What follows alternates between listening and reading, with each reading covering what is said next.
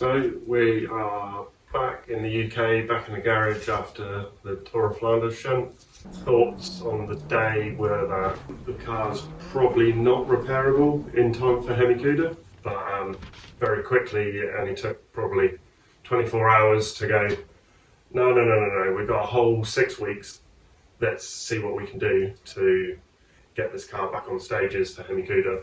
We have an entry, everything's booked, ready to go. So it's just a case of, can we fix the car? Hopefully at the end of this video, the car's ready. Fingers crossed.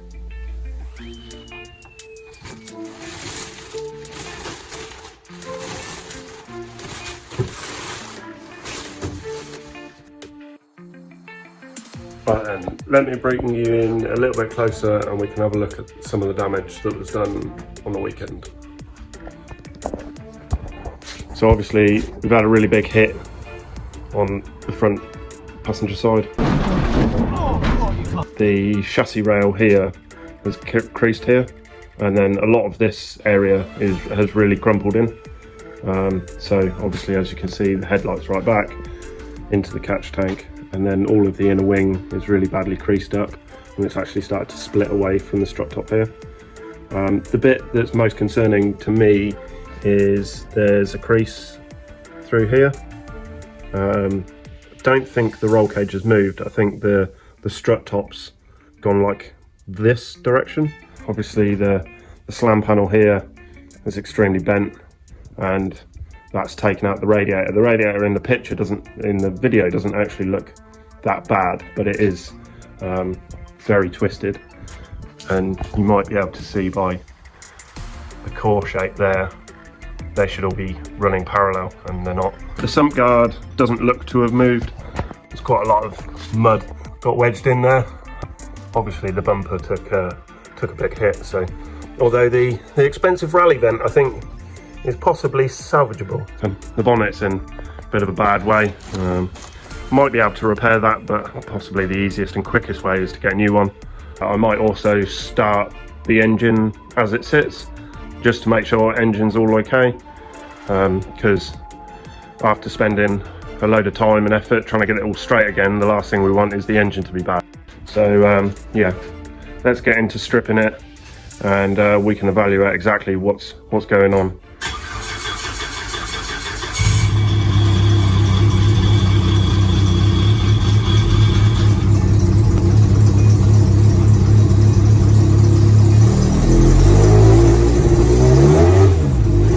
Good, engine runs, oil pressure is really good, so let's get into pulling it apart, getting the fluids out of it, and pulling off all this damaged stuff.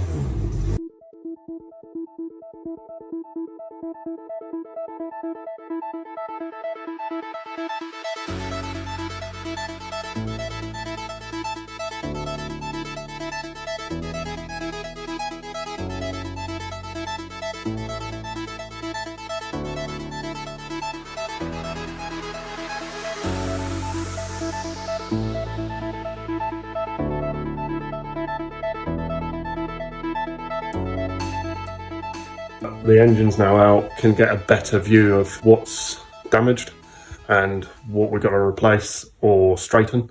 Obviously, massive whack on the front left, all bent. That should be straight, and it's all folded in.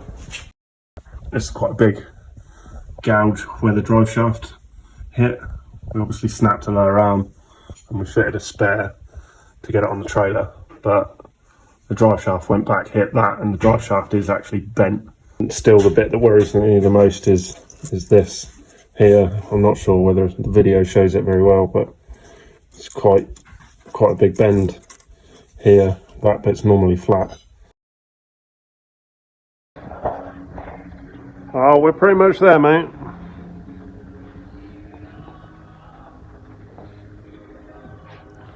Just got to take the lower arms off, the exhaust system off. There it is in all its horrible glory.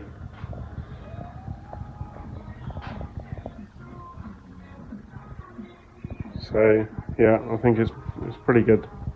I'm pretty much there, and I think I found somebody who's got a body jig that I can use as well. So hopefully get it on the trailer and send it over there starting next week, I reckon. So car's all loaded up, we are ready to go and take it to the jig. So yeah, beautiful morning out there. Let's hope this week goes well and we can get the car all straight. And we've got a bit of a game plan to get it all back together for Hemicuda.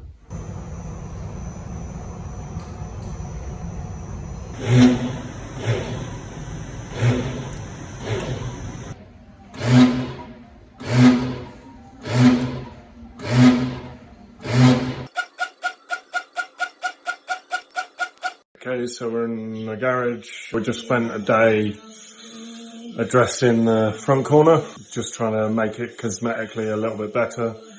Kind of looks like a unironed shirt at the moment. I'll just bring you in and show you some of this we've done. The whole corner was obviously massively in. We pulled it all back straight. The strut top had moved a little bit, so we pulled that when it was on the jig, got that straight. Made sure the lower arm pickup point down that, made sure that was in the right place. There was a big dent here where the drive shaft had gone in, so we've done a little patch repair in there, strengthened that all back up, and then yeah, brought the inner wing back out. Looks a bit creased and what have you, but should be able to fix that. And then the bit of chassis leg swapped out, all nice and strong again. Alright, so quick catch up, what's happened over the last sort of 4 to 8 days. So we spent a load of time, pulled all of this back straight, taken out a load of the stuff that was weakened, and then re-strengthened everything. So we put a base primer on. It's just brushable paint at the moment. For speed, it's much easier to apply and not make a massive mess. And then over the winter I can chop it out and make a better job of certainly of this inner wing area. It's quite creased still, but it's close enough and will do the job for the end of the year, and then I can go back in there and redo it over the winter.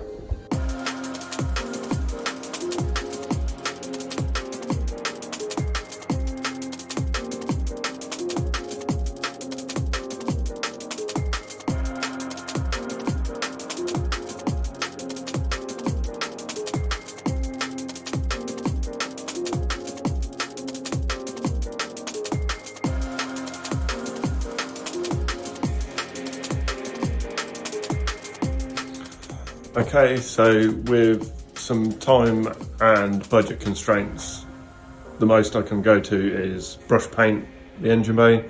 It is now white, all back to one colour-ish. The colour match isn't perfect, and obviously the brush strokes aren't ideal, but you know, this is all in aid of getting us back out for Hemicuda. I've got a big pile of parts laying around me and behind me, and then the engine's over there. So I've got to start getting all this stuff back in. I'm going to start with the interior, get the loom in, and build up all the dash, get the seats back in, mounted, and then we can then move into the engine bay.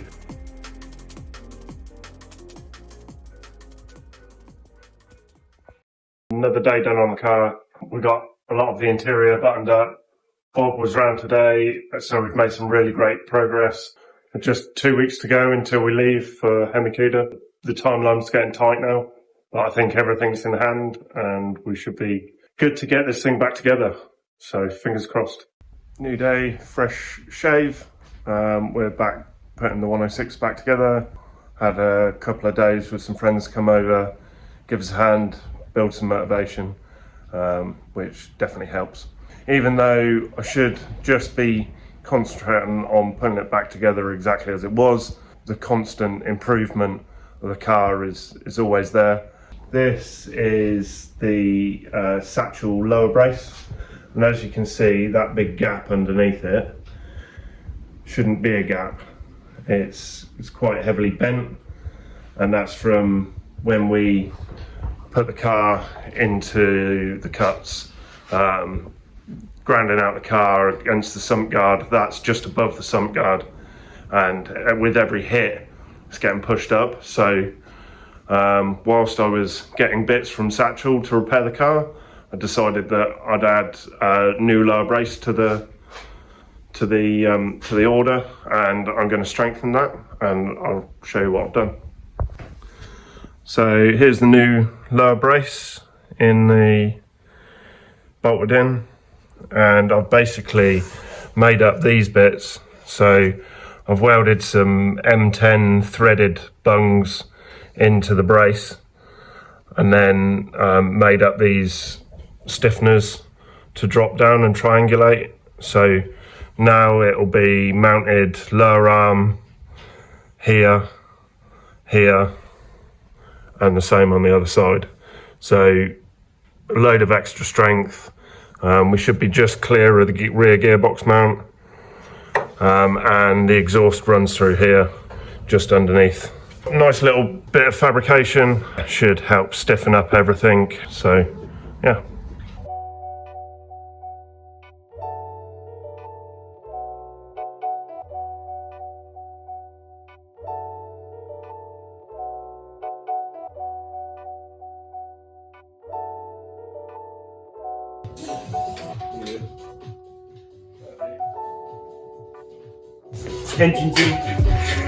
Okay, another little update. So we've got the new radiator here. I'm just making up a new radiator fan cowling. I'm trying to do something slightly different with the cooling fans this time. So I've made up this plate. I'm going to get the bosses welded on, and then also made this little heat shield. So the exhaust manifold sort of sits here. I'll show you on the car.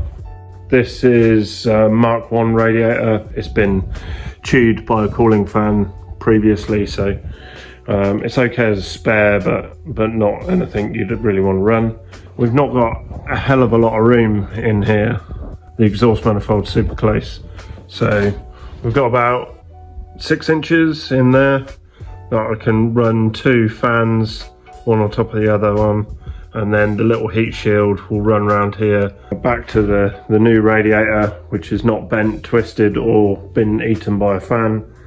The new fans should just drop in there like that, and then once the bosses are welded on, fire the bolts in, connect up the wiring, and away we go. So we're getting close now. Car is coming along nicely. We've got just over a week until we've got to be on the train. Obviously still got to finish the radiator slam panel. Got to put mounts in to hold the radiator. Just a radiator for mock-up at the moment. Got the front suspension all back in. This side was okay. We've just gone for new discs. I'm going to have new pads in as well. New spring pans supplied by Satchel Engineering. Beautiful, beautiful work of art there. Engine's all back in. There's a few bits left to connect. This corner not in yet, but we've got the new lower arm from Satchel. We managed to break the old one through here from the accident, so they've done an amazing job at getting new suspension out to us. Perfect. Okay, another day, another haircut. We are now really close to the event, and the car is just about finished. We've been super busy, so I haven't recorded very much, but I'll just get you in there to show some of the new bits that we've got on the car. Not only did we repair it after our accident, but we also made it better, because whilst you've got it all apart, you might as well try and make it better. So come and have a look.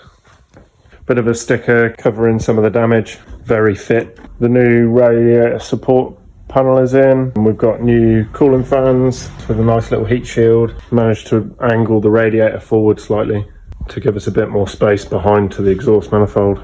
New fresh brakes, I need to go and bed those in shortly. I've got a new clutch as well, so we'll have to bed that in. Need to do the wheel alignment. It's looking good. Might even have time to give it a quick polish.